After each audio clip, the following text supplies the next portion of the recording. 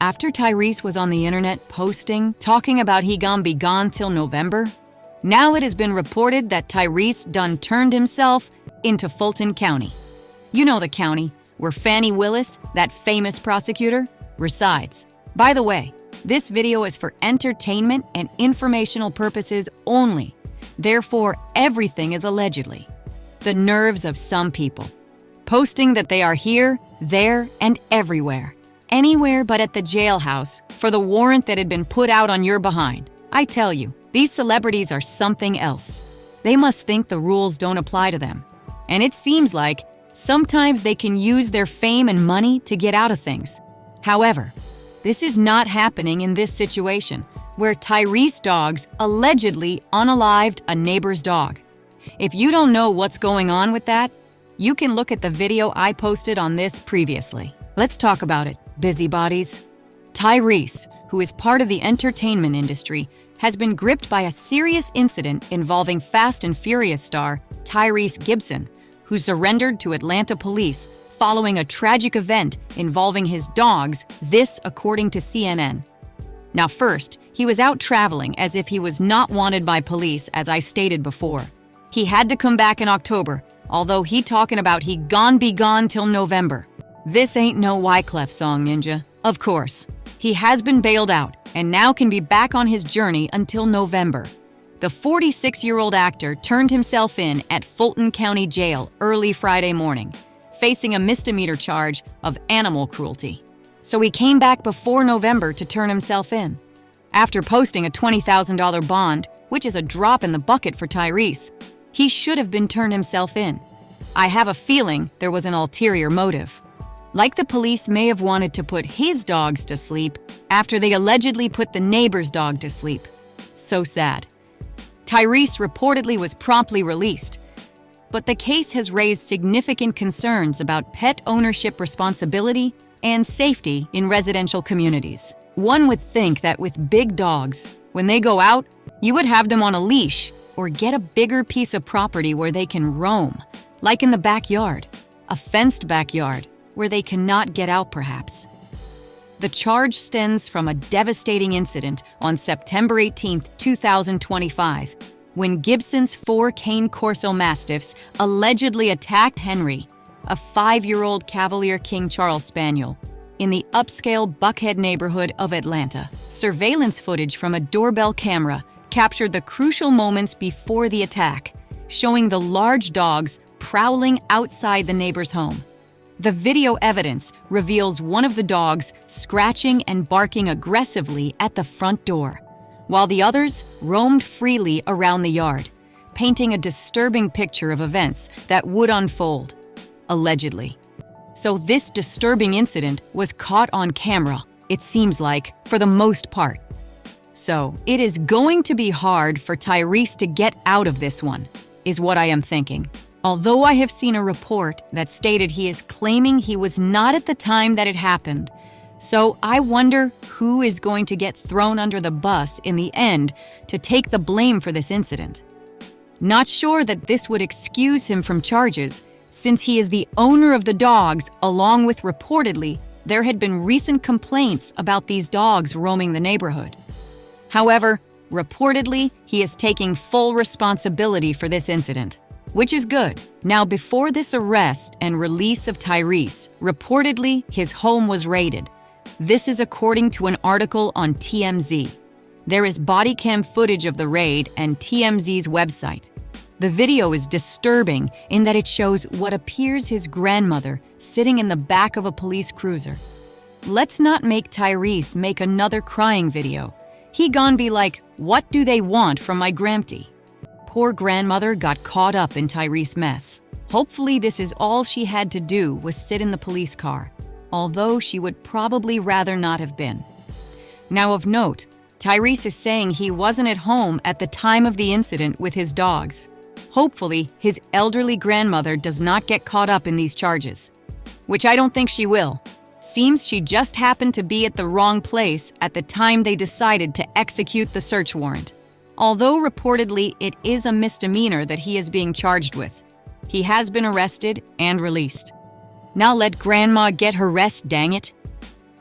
A raid on Tyrese Gibson's mansion has revealed troubling details about an animal cruelty case involving his Cane Corso dogs. Newly released body camera footage documents law enforcement's thorough search of the property and shows the temporary detention of Gibson's grandmother during the operation. This incident has brought significant attention to issues of pet ownership responsibility and public safety. The search warrant execution, which took place on September 22nd, provides a revealing look inside Gibson's luxurious residence. As officers entered the property, they passed a notable Transformer statue in the foyer, a symbol of Gibson's successful acting career in the blockbuster franchise. The footage shows Fulton County Police and Animal Services methodically moving through the mansion, documenting their findings with photographs, and conducting a comprehensive search of the premises. One of the most striking aspects of the body camera footage is the treatment of Gibson's grandmother, who was detained in a police vehicle during the operation. This detail adds a particularly sensitive dimension to the case, highlighting how law enforcement actions can impact entire families, including vulnerable elderly members. The footage of her detention has raised questions about the procedures used during the warrant execution and their effects on family members who were not directly involved in the investigation. The events leading to the search warrant began on September 18th, when Gibson's Cane Corsos were allegedly involved in a fatal attack on another dog in the neighborhood. According to surveillance footage from that night, the dogs were observed running loose without supervision, first appearing at one neighbor's door, before moving across the street to the location where they allegedly killed a spaniel.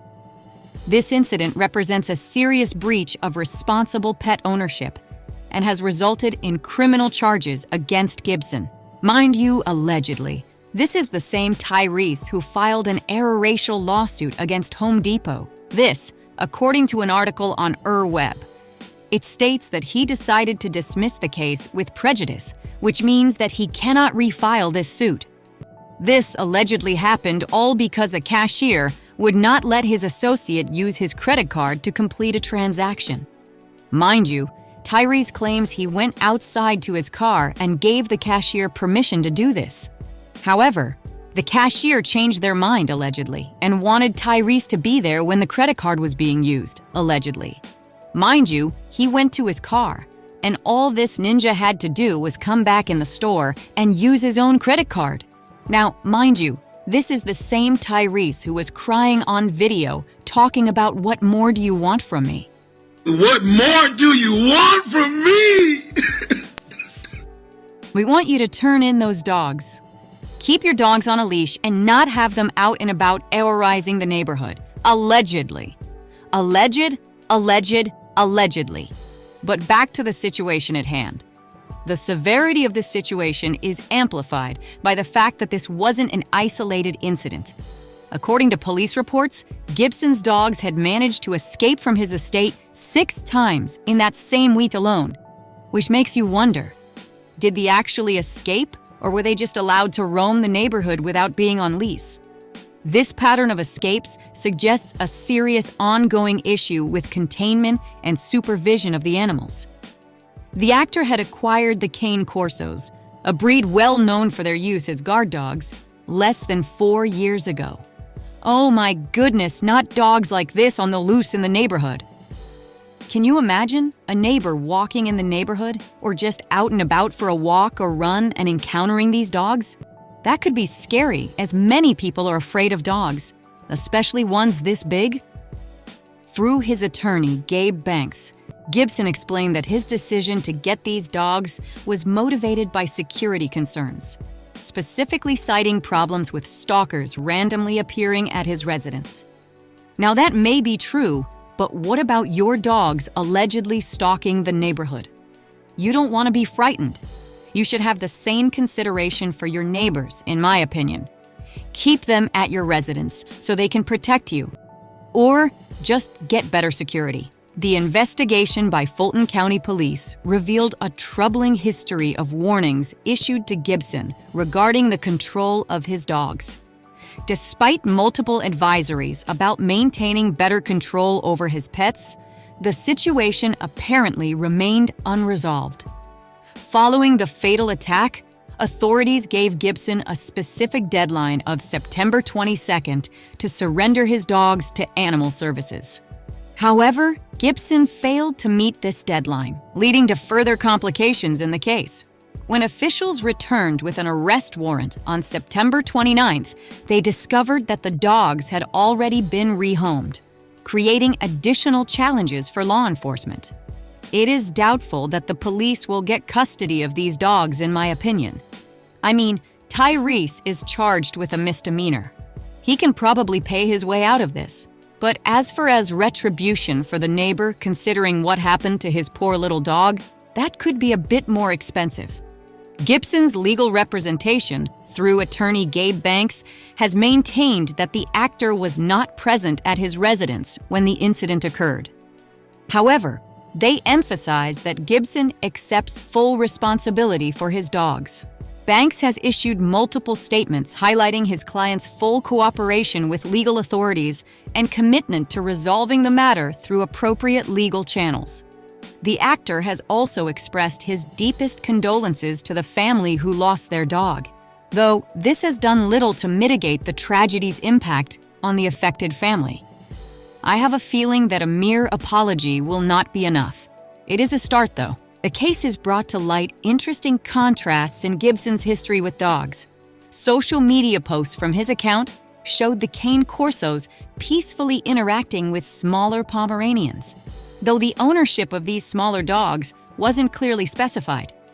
This detail presents a stark contrast to the violent incident with Henry, raising questions about the dog's behavioral patterns and management. That's the thing about these vicious breed of dogs. You never know when they will snap. Captain Nicole Dwyer of the local authorities has emphasized that despite claims about rehoming the dogs, there remains an outstanding requirement for the 4 animals involved in the attack to be turned over to authorities. Her statement that "we still do not have the dogs" suggests potential complications in the legal proceedings and raises questions about the current whereabouts of the animals. The emotional impact of this incident cannot be understated, particularly for Henry's family. One family member's heartbreaking statement, "I lost my best friend in the worst way," encapsulates the profound grief and trauma caused by this tragedy. This personal loss adds a deeply human dimension to what might otherwise be viewed simply as a legal matter. The incident has sparked broader discussions about responsible pet ownership, particularly concerning powerful breeds in residential areas. Questions have been raised about the appropriate measures needed to ensure the safety of community members when potentially dangerous animals are present in neighborhoods. The case highlights the importance of proper training, containment, and supervision of large, powerful breeds, especially in areas where they may come into contact with smaller pets or vulnerable individuals. The legal ramifications of this case continue to unfold. While Gibson faces a misdemeanor charge of animal cruelty, there remain unresolved questions about the current location of the dogs and the ultimate resolution of this case. The incident serves as a sobering reminder that pet ownership comes with serious responsibilities, regardless of the owner's celebrity status or intentions. This case also raises important questions about the effectiveness of current pet ownership regulations and enforcement mechanisms. The multiple escapes prior to the fatal incident suggest potential gaps in how such situations are handled by local authorities.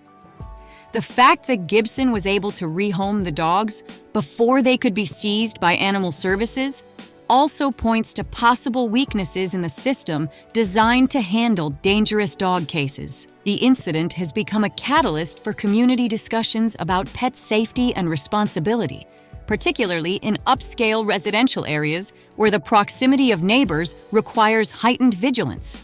It serves as a reminder that even well-intentioned pet ownership decisions can have serious consequences if proper precautions and control measures are not consistently maintained. All we can say is, Tyrese, man, get it together. We want to hear more about your acting and singing and less about your personal and legal woos. The next time you have dogs, keep them contained. If you got them for security, keep them at your house and not roaming the neighborhood. Sheesh. This time, it was the life of another dog that was taken, which is unfortunate. Next time could be the life of a child or another human. Just saying. That's it for this video, busybodies. Thank you so much for stopping by my channel. Make sure you like this video. Go ahead and give this video a thumbs up. You know, it doesn't cost you a dime to thumbs up this video. And go ahead and subscribe to this YouTube channel, attempting to get to 1,000 subscribers. And make sure you hit the notification bell once you subscribe, so that you will be notified when my next video comes out.